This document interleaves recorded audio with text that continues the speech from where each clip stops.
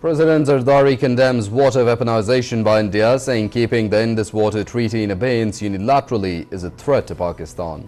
Addressing the Second World Summit for Social Development in Doha, President also condemned Israeli aggression against Qatar. Prime Minister and the Minister of Foreign Affairs of Qatar, Sheikh Mohammed bin Abdul Rahman bin Jassim Al Thani, calls on President Asif Ali Zardari.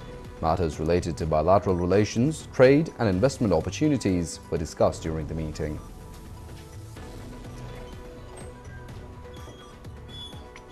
Pakistan reiterates its call to the Afghan Taliban, urging them not to allow their territory to be used for attacks against Pakistan.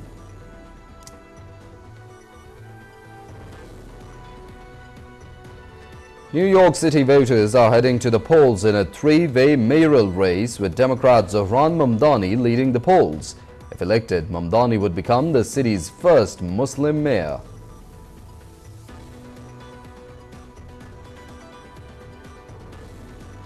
United Nations Chief Antonio Guterres expresses deep concern over ongoing violations of the fragile, nearly month-long ceasefire in Gaza, calling on all parties to honor commitments under the peace agreement.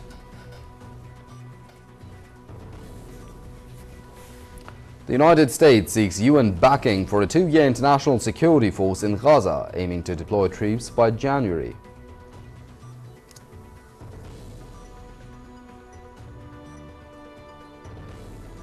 At least 26 people killed and hundreds of thousands displaced after Typhoon Kalmegi unleashed torrential rains across Philippines, flooding towns, blocking highways and forcing residents to seek refuge on rooftops.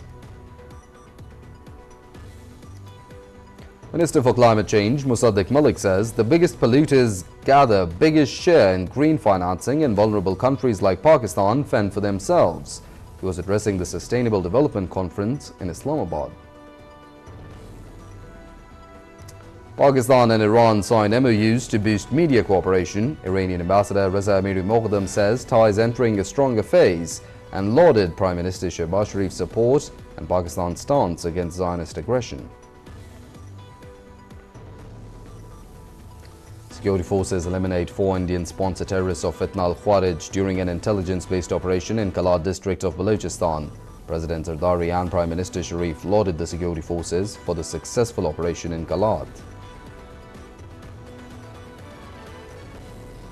Former US Vice President Dick Cheney dies at the age of 84, succumbing to complications from pneumonia and heart and vascular disease.